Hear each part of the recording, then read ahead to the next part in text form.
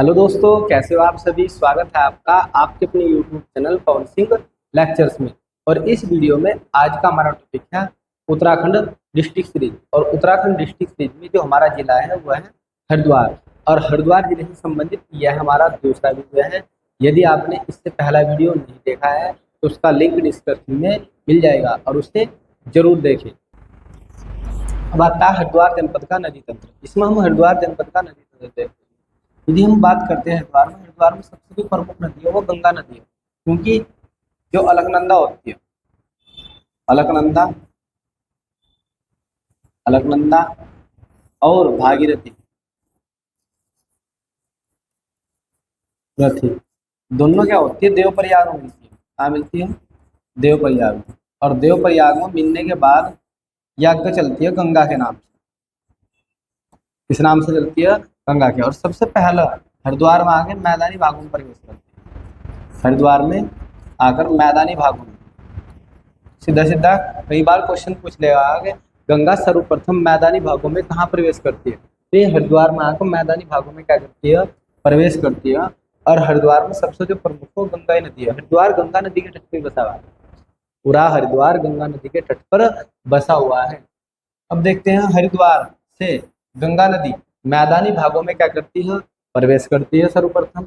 और हर की पौड़ी, जो हर की पौड़ी है, हर की पौड़ी के निकट भीमगोड़ा परियोजना, हर की पौड़ी के निकट भीमगोड़ा परियोजना जो गंगा नदी पर बनेगी। यदि आपसे पूछ जाए कि भीमगोड़ा परियोजना किस नदी के तट पर बनी है तो आपका आंसर हो जाएगा गंगा नदी पर भीमगोड़ा परियोजना बनी हुई है। और इसी सब यही सब ऊपरी गंगा नहर क्या होती है? निकलती है। ऊपरी गंगा नहर, ऊपरी गंगा नहर यहाँ से निकलती है। और ऊपरी गंगा नहर इसलिए बनाई जाती है कि जिससे सिंचाई हो सके और बाढ़ पर नियंत्रण पाया जा सके। तो यदि पूछा जाए कि ऊपरी गंगा नहर कहाँ से निकलती है तो आपका आंसर हो जाएगा भीमगोड़ा। कहाँ से निकलती है? भीमगोड़ा परियोजना ये निकलती है। ऊपरी गंगा नहर रुड़की से होकर मुजफ्फरनगर में जिले में प्रवेश करती है। यदि पूछा जाए कि ऊपरी गंगा नहर सर्वप्रथम उत्तर प्रदेश में किस जिले में प्रवेश करती है तो किस जिले में प्रवेश करती है? मुजफ्फरनगर में। ऊपरी गंगा नहर, यहाँ से दो क्वेश्चन इंपॉर्टेंट है। यदि पूछा जाए ऊपरी गंगा नहर, यदि कहा जाए गंगा नदी, दोनों ही कंफ्यूज करने वाले। ऊपरी गंगा नहर की बात करते हैं तो ये सबसे पहला कहाँ मिलती है? मुजफ्फरनगर जिले में, उत्तर प्रदेश के। और जब हम गंगा की बात करते हैं, गंगा नदी हरिद्वार से जब बाहर निकलती है ना तो ये सबसे पहला उत्तर प्रदेश के बिजनौर जिले में इसमें प्रवेश करती है। बिजनौर जिले में गंगा नदी हरिद्वार से जब बाहर निकलती है तो ये उत्तर प्रदेश के बिजनौर जिले में सबसे ज्यादा प्रवेश सबसे पहले पहुंचती है। तो ऊपरी गंगा नहर मुजफ्फरनगर में प्रवेश करेगी और गंगा नदी बिजनौर में प्रवेश करेगी, उत्तर प्रदेश में। नेक्स्ट आता है सोनाली नदी। सोनाली नदी की बात करते हैं तो रुड़की जो शहर है वो सोनाली नदी के तट पर ही बसा हुआ है। फिर आता ऊपरी गंगा नहर। ऊपरी गंगा नहर मैंने अभी बताया जो भीमगोड़ा परियोजना वहां से निकलती है। भीमगोड़ा परियोजना से क्या होती है? निकलती है। और जो उसका निर्माण है वो कब किया जाता है? 1842 से लेकर 1854 के बीच किया जाता है। एक बार फिर से ऊपरी गंगा नहर का जो निर्माण है वो 1842 से लेकर 1854 के बीच किया जाता है। और जो ऊपरी गंगा नहर है, यहाँ से 2-3 क्वेश्चन बनते हैं कि ऊपरी गंगा नहर का जनक किसे कहा जाता है। आप लोगों से पूछ ले जाएगा ऊपरी गंगा नहर का जनक, तो इसका आंसर हो जाएगा पीटी कार्टले। तो ऊपरी गंगा नहर का जनक किसे कहा जाता है? पीटी कार्टले को। और ऊपरी गंगा नहर का जब निर्माण हो जाता है तो उसका उद्घाटन लॉर्ड डलहौजी। तो यहाँ से 2 क्वेश्चन पढ़ के ऊपरी गंगा नहर के जनक किन्हें कहा जाता है तो पीटी कार्टले को ऊपरी गंगा नहर का जनक कहा जाता है। यदि पूछा जाए कि ऊपरी गंगा नहर का जो उद्घाटन किया जाता है वो किया जाता है लॉर्ड डलहौजी। यदि पूछा जाए कि ऊपरी गंगा नहर किसकी परिकल्पना तो इसका आंसर हो जाएगा गवर्नर थॉमसन।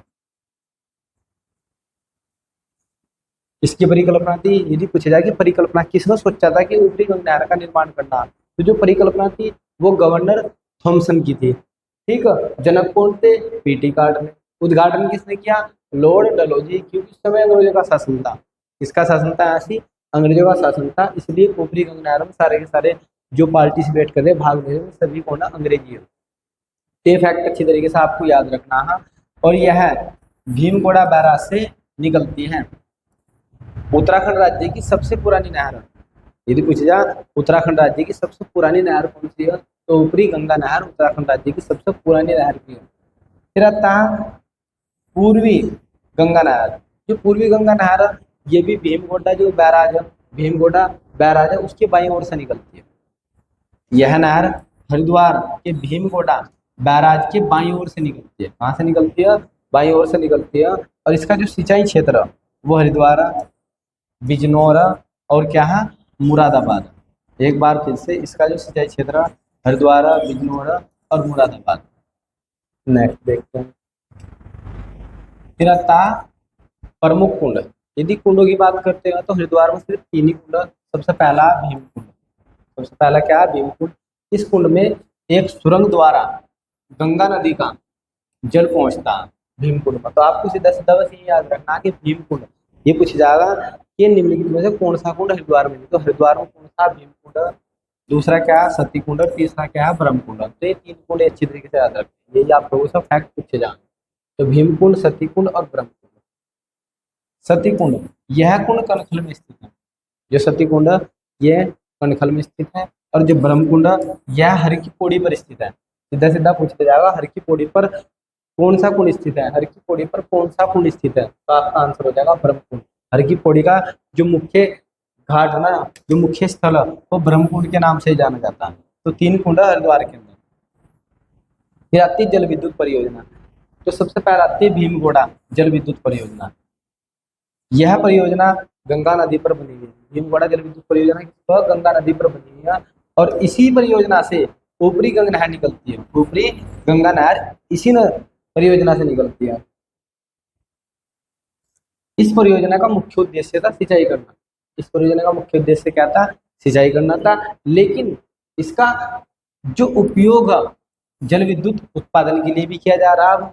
अब वर्तमान में इसका जो उपयोग है, वो विद्युत यानी कि बिजली बनाने के लिए किया जा रहा है। और बाढ़ को नियंत्रित करने के लिए, यहाँ थोड़ा सा टाइप मिलेगा, बाढ़ को नियंत्रित करने के लिए किया जा रहा है।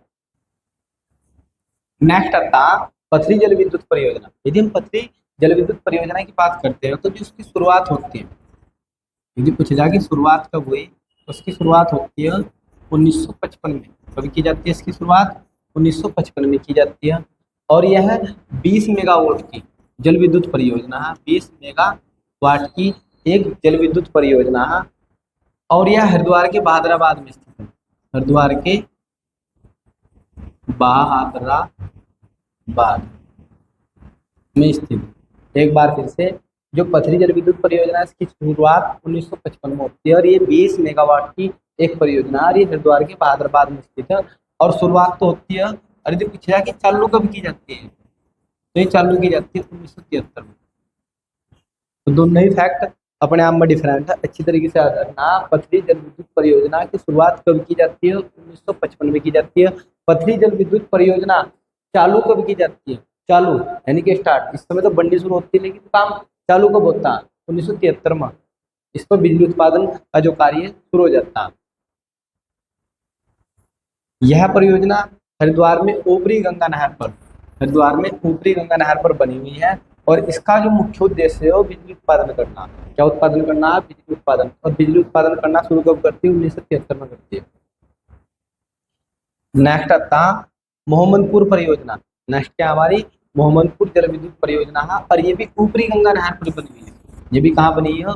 ऊपरी गंगा नहर पर ही बनी हुई है। और शुरुआत में जो इसकी उत्पादन क्षमता थी वह थी 9.3 मेगावाट, ये बिजली उत्पादन करती। लेकिन बाद में से घटाकर 6.3 मेगावाट कर दिया गया। एक बार फिर से, यह जो परियोजना ऊपरी गंगा नदी पर बनी हुई है, और इसकी जो उत्पादन क्षमता थी बिजली की वो 9.3 मेगावाट, फिर बाद में से घटाकर 6.3 मेगावाट कर दिया गया। और यदि इसकी शुरुआत की बात करते हैं तो ये 1952 में शुरू की गई थी। पथरी जल विद्युत परियोजना कब शुरू की गई? 1952 में। नेक्स्ट देखते हैं। नेक्स्ट इसके प्रमुख संस्थान। सबसे पहला था केंद्रीय भवन अनुसंधान संस्थान, सेंट्रल सेंट्रल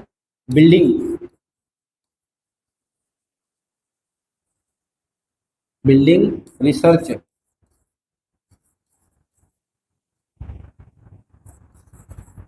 इंस्टीट्यूट,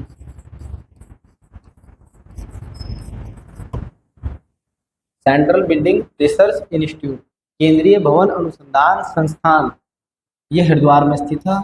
और यदि बात करें इसकी स्थापना होती है 1947 में। कब की इसकी स्थापना? 1947 में। सीधा सीधा पूछा जाए केंद्रीय भवन अनुसंधान संस्थान कहाँ स्थित है, तो हरिद्वार में। स्थापना कब की जाती है? 1947 में। शॉर्ट में बोलते हैं CBRI। क्या बोलते हैं sir? CBRI, central building research institute, केंद्रीय भवन अनुसंधान संस्थान। 1947 में इसकी स्थापना की जाती है। और ये स्थित कहाँ? रुड़की, हरिद्वार में, यानी कि हरिद्वार के रुड़की में स्थित है। हरिद्वार के रुड़की में स्थित है। उद्देश्य है भवन निर्माण के सभी क्षेत्रों में आने वाली समस्याओं का क्या करना है? समाधान करना। इसका मुख्य उद्देश्य भवन निर्माण के सभी क्षेत्रों में आने वाली समस्याओं का समाधान करना है। नेक्स्ट है भारतीय प्रौद्योगिकी संस्थान, IIT, इंडियन इंस्टीट्यूट टेक्नोलॉजी।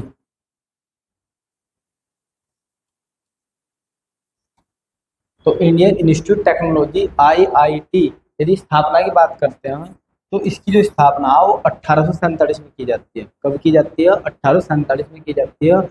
और यह एशिया का सबसे पुराना इंजीनियरिंग कॉलेज है। यह भारत का सबसे पुराना इंजीनियरिंग कॉलेज है, सबसे पुराना इंजीनियरिंग कॉलेज है। और इसे 2001 में IIT का दर्जा दिया गया। IIT, यदि आपसे पूछा कि इंजीनियरिंग कॉलेज को IIT का दर्जा, जो रुड़की इंजीनियरिंग कॉलेज है IIT का दर्जा कब दिया गया, तो आपका आंसर हो जाएगा 2001। कब मिला था IIT का दर्जा? 2001। 21 सितंबर 2001 को इस संस्थान को IIT का दर्जा दिया गया। एक बार फिर से 21 सितंबर 2001 को इस संस्थान को IIT का दर्जा दिया गया। फिर नेक्स्ट आता गुरुकुल कांगड़ी विश्वविद्यालय। गुरुकुल कांगड़ी विश्वविद्यालय की स्थापना की बात करते हैं तो स्थापना होती है 1902 में। गुरुकुल कांगड़ी विश्वविद्यालय की स्थापना कब की गई? 1902 में। और ये स्थित कहाँ पे है? हरिद्वार में स्थित है। संस्थापक स्वामी श्रद्धानंद। सीधा सीधा पूछ लिया जाएगा गुरुकुल कांगड़ी विश्वविद्यालय के संस्थापक कौन? स्वामी श्रद्धानंद। स्वामी श्रद्धानंद ने इसकी स्थापना की है। इस विश्वविद्यालय की स्थापना सर्वप्रथम 1900 में कहाँ की गई थी? पंजाब के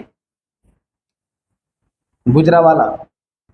और 1902 में ये हरिद्वार ट्रांसफर कर दिया था। इसलिए हम कहते हैं कि इसकी स्थापना हरिद्वार में कभी 1902 में। कब की गई? 1902 में। 1902 में इसे हरिद्वार में स्थापित कर दिया जाता है। और 1962 में, वेरी वेरी मोस्ट इंपोर्टेंट, यही क्वेश्चन सबसे ज्यादा बनने वाला क्वेश्चन, कि गुरुकुल कांगड़ी विश्वविद्यालय को डीम्ड विश्वविद्यालय का दर्जा कब मिलता? तो 1962 में इसे डीम्ड विश्वविद्यालय का दर्जा दिया जाता है। 1962 में इसे डीम्ड विश्वविद्यालय का दर्जा दिया जाता है। नेक्स्ट आता राष्ट्रीय जल विज्ञान संस्थान। राष्ट्रीय जल विज्ञान संस्थान, यदि राष्ट्रीय जल विज्ञान संस्थान की हम बात करते हैं तो इसकी स्थापना 1978 में की जाती है। सीधा ही पूछने जाएगा राष्ट्रीय जल विद्युत संस्थान की स्थापना कब की गई? 1978 में। कहाँ की गई? हरिद्वार में। बस दो ही फैक्ट याद रखने। राष्ट्रीय जल विद्युत संस्थान कहाँ स्थित है? ये हरिद्वार में, हरिद्वार के रुड़की में स्थित है। और कब की गई स्थापना? 1978 में। उत्तराखंड लोक सेवा आयोग। उत्तराखंड लोक सेवा आयोग की दिन स्थापना की बात करते हैं तो इसकी स्थापना हरिद्वार में की जाती है। कहाँ की जाती है? हरिद्वार में, जो इसका मुख्यालय है और गुरुकुल कांगड़ी विश्वविद्यालय है। और इसकी स्थापना होती है 15 मई 2001। कब होती है? 15 मई 2001 में इसकी स्थापना की जाती है। और उसके वर्तमान अध्यक्ष बहुत कुछ जाते हैं। वर्तमान अध्यक्ष यूकेपीएससी, इसकी जो वर्तमान अध्यक्ष था वह है डॉक्टर रविदत्त गोदियाल। कौन इसके वर्तमान अध्यक्ष? रविदत्त गोदियाल इसके वर्तमान अध्यक्ष था। और यूकेपीएससी की जो स्थापना होती है वो अनुच्छेद, यदि आपसे पूछा जाए किस अनुच्छेद के तहत, तो अनुच्छेद 315 में ये कहा गया कि प्रत्येक राज्य के लिए एक राज्य लोक सेवा आयोग होगा। प्रत्येक राज्य के लिए एक राज्य लोक सेवा आयोग होगा। तो 315 के तहत इसका निर्माण किया जाता है। नेक्स्ट देखते हैं उत्तराखंड संस्कृत अकादमी, ये हरिद्वार में स्थित है। उर्दू फारसी अकादमी, ये भी हरिद्वार में स्थित है। उत्तराखंड संस्कृत विश्वविद्यालय, ये कहाँ पे स्थित है? हरिद्वार में स्थित है। गन्ना अनुसंधान केंद्र, गन्ना अनुसंधान केंद्र कहाँ पे स्थित है? हरिद्वार में। तो ये फैक्ट आपको याद रखने, सीधे पूछ जाएगा कहाँ पे स्थित है, तो ये हरिद्वार में स्थित है। नेक्स्ट देखते हैं हम। नेक्स्ट है हरिद्वार से संबंधित अन्य महत्वपूर्ण तथ्य, जो फैक्ट है वे देखते हैं। फिर हरिद्वार को अंग्रेजों का कब्रिस्तान कहा जाता है। वेरी वेरी मोस्ट इंपोर्टेंट, सीधा भी पूछ जाएगा अंग्रेजों का कब्रिस्तान किसे कहा जाता है? हरिद्वार को अंग्रेजों का कब्रिस्तान किसे कहा जाता है? हरिद्वार को। जवालापुर का पूरा नाम, जो जवालापुर उसका पूरा नाम भोगपुरा। जवालापुर का पूरा नाम क्या है? भोगपुरा। 9 गजा पीर की जो मजार है वो हरिद्वार में स्थित है। और हरिद्वार के कहाँ से स्थित है? मंगलोर में। आपसे पूछने जाएगा 9 गजा पीर की जो मजार है वो कहाँ पर स्थित है, या तो आपको हरिद्वार ऑप्शन मिला हुआ है, क्या मिलेगा? मंगलोर। ये भी बहुत प्रसिद्ध है जो मजार है। नेक्स्ट क्वेश्चन हमारा, भारत हैवी इलेक्ट्रिकल्स लिमिटेड, जो भारत हैवी इलेक्ट्रिकल्स लिमिटेड बेचेल, बेचेल की स्थापना हरिद्वार में की जाती है। भारत हैवी इलेक्ट्रिकल लिमिटेड, और ये हरिद्वार के रानीपुर में स्थित है। या तो आपको हरिद्वार ऑप्शन मिलेगा या आपको क्या मिलेगा? रानीपुर। तो ये कहाँ, बेचेल कहाँ पे स्थित है? रानीपुर में स्थित है हरिद्वार के। और जो इसकी स्थापना वह कब की गई? 1964 में। बेचेल की स्थापना कब की गई? 1964 में की जाती है। फिर नेक्स्ट फैक्ट हमारा, सर्वाधिक नलकूप संचित भूमि वाला जिला है हरिद्वार। कहने का अभिप्राय है कि सर्वाधिक जो सिंचाई की जाती है हरिद्वार में वो नलकूप से की जाती है। तो सर्वाधिक नलकूप संचित भूमि वाला जो जिला वो क्या? हरिद्वार है। नेक्स्ट है हरिद्वार के रुड़की को, यहाँ पे को क्या है? को थोड़ी सी टाइपिंग मिस्टेक है। हरिद्वार के रुड़की को इंजीनियर्स का मक्का कहा जाता है। इंजीनियर्स का मक्का कहा जाता है। आप लोगों से 10 पूछ जाएगा इंजीनियर्स का मक्का किसे कहा जाता है? तो रुड़की को। इंजीनियर्स का मक्का किसे कहा जाता है? रुड़की को। आज की वीडियो में इतना ही। यदि आपको हमारी यह वीडियो पसंद आई हो तो आप हमारे YouTube channel Pawan Singh lectures को जरूर सब्सक्राइब करें, लाइक करें, कमेंट करें और शेयर करें। Thanks for watching this video.